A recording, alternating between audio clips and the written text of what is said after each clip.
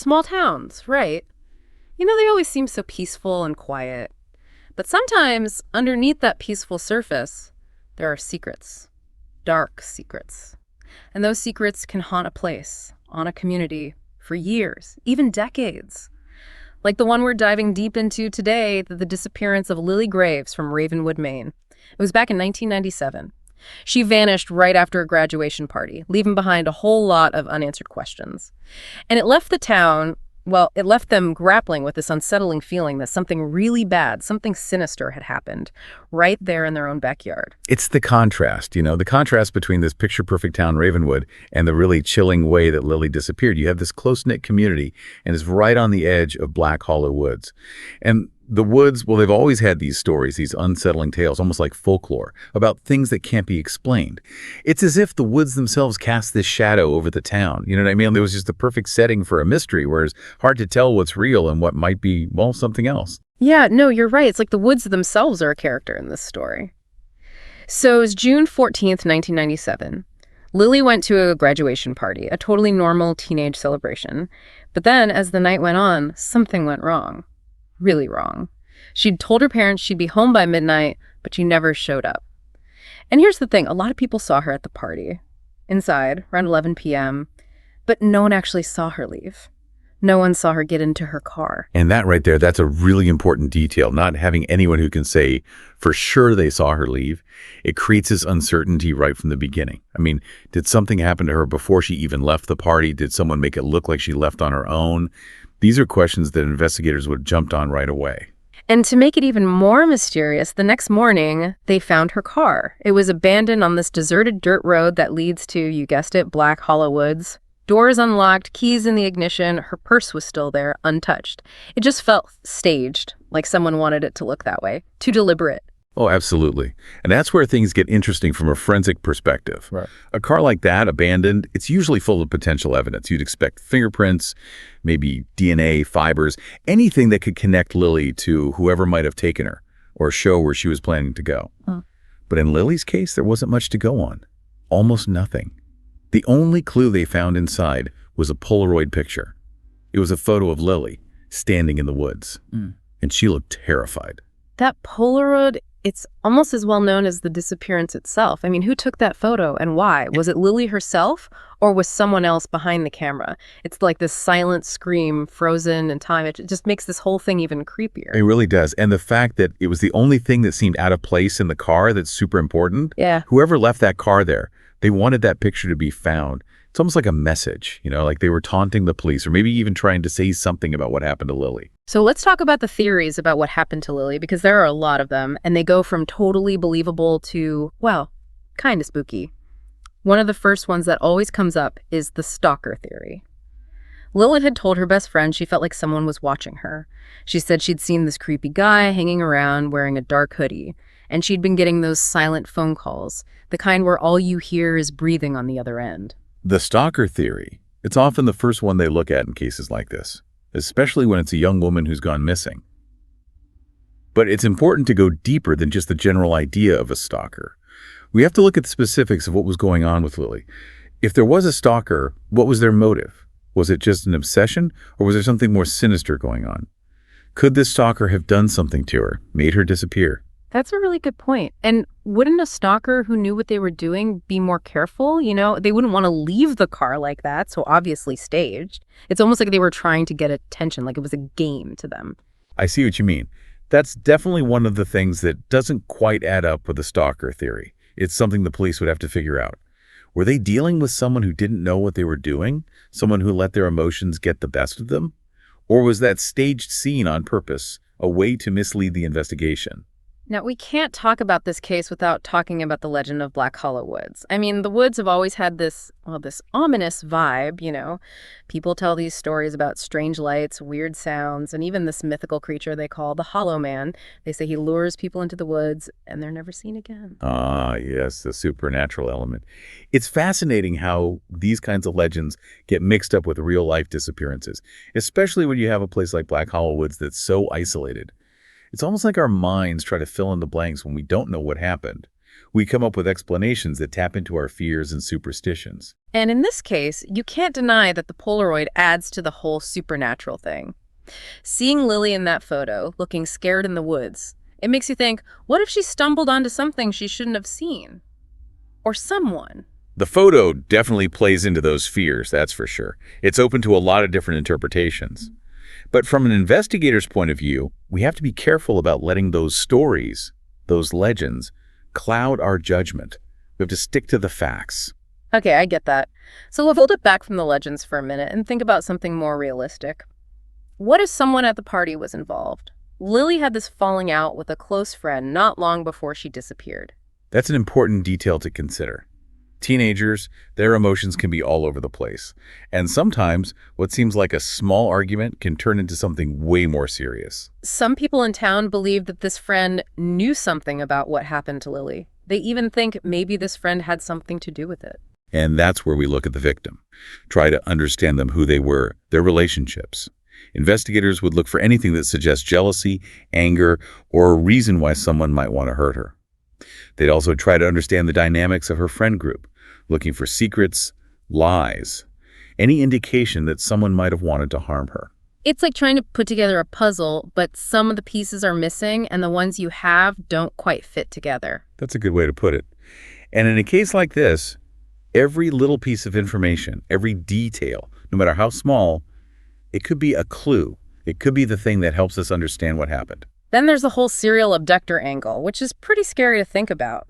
Over the years, a few young women had disappeared from neighboring towns, and just like with Lily, their cars were found abandoned near woods. This is where looking at the geography can be really helpful. If you map out where they found those abandoned cars, you might start to see a pattern, clusters, or areas that stand out. That could tell us where this perpetrator might be operating, where they might be based. And those similarities between those other cases and Lily's case, the abandoned cars near the woods, it makes you wonder if they're all connected somehow. It's a good question, and one that investigators would definitely look into. Are we dealing with one person who's responsible for all of these disappearances? Are there similarities between the victims, their routines, the circumstances of their disappearances that suggest a connection? These are all things they would try to figure out. Of course, we can't forget about the possibility that she ran away. Some people point to her diary, where she wrote about feeling trapped in Ravenwood, like she wanted more out of life. The runaway theory, you always have to consider it missing person cases, especially when it's a teenager.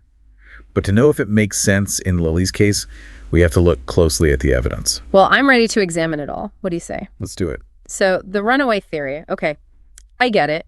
Teenagers, they feel stuck, they want out, it happens. But there's something about it that just doesn't feel right when it comes to Lily. Yeah, I think you're right to be a little hesitant. Those diary entries, sure, they show she wanted something different, something more, but they don't actually say anything about running away, do they? And if she did plan to run away, why would she leave her purse behind? That doesn't really make sense, does it? Yeah. It's not something you'd expect from someone who's running away. Right. It's like if you're trying to start a new life, you're going to need your ID and some cash, right? And then there's the Polaroid. How does that terrifying photo fit into the whole runaway thing? It just seems off. Exactly. That photo, it adds this element of fear, maybe even danger, that just doesn't line up with someone who's running away because they want to. It makes you think that something else was going on that night, something that might have forced her into those woods. And then you have those sightings, people saying they saw a girl who looked just like Lily near Black Hollow Woods, even years after she disappeared. And they say she was wearing the same dress from the graduation party, her face pale, her eyes like empty.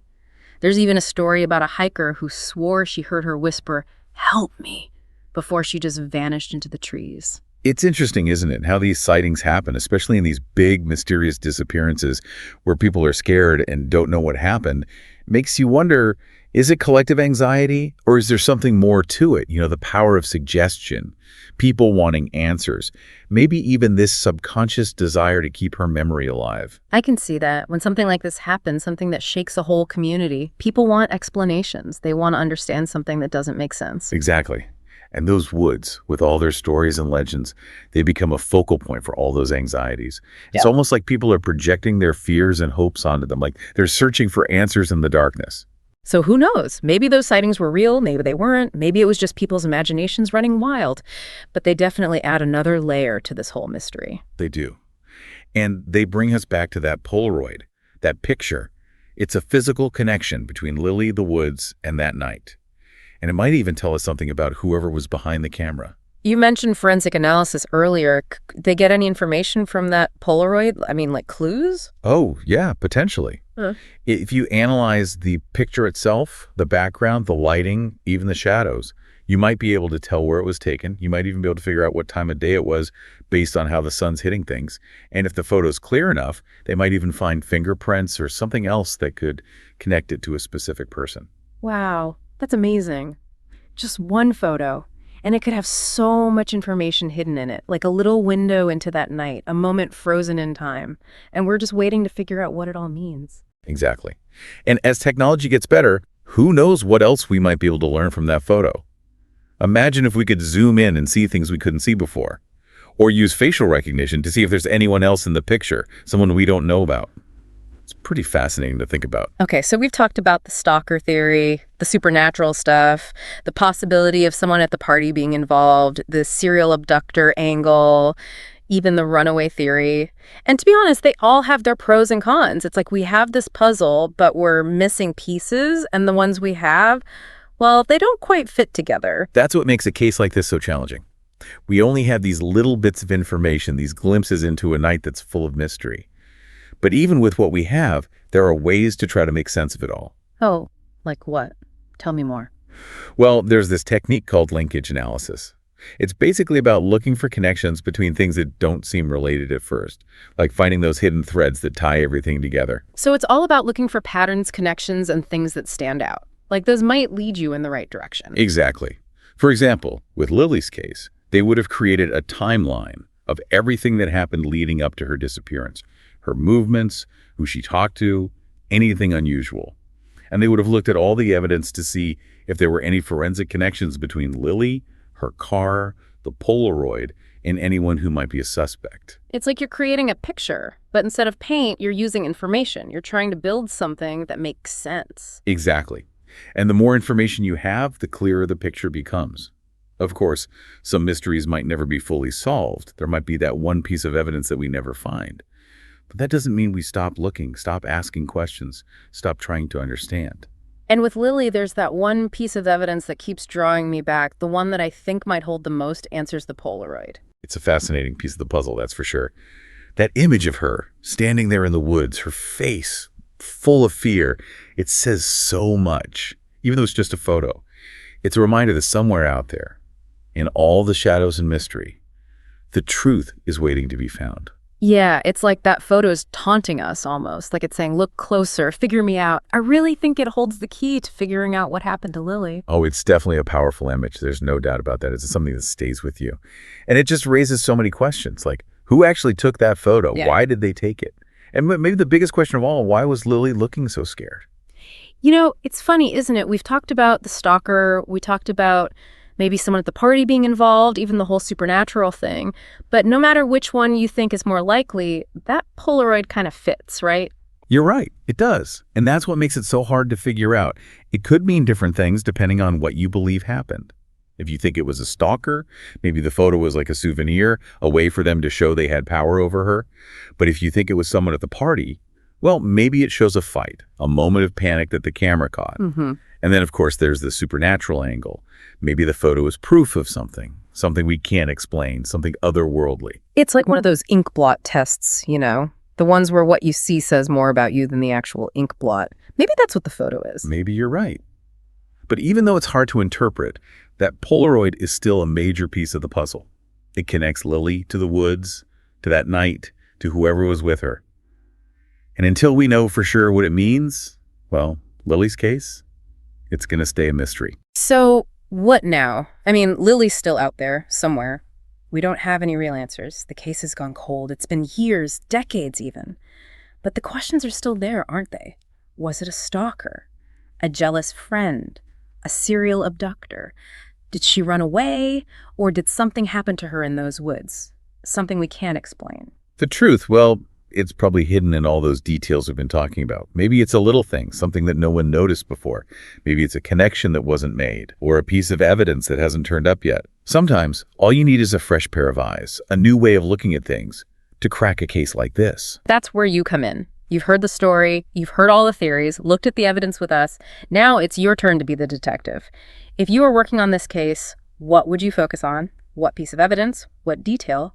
And why? Makes you think, doesn't it? It's not just listening anymore. It's getting involved in the mystery. It's analyzing. It's coming up with your own ideas, putting yourself in the shoes of the people who try to solve these cases every day. Exactly, because sometimes the best ideas come from the most unexpected places.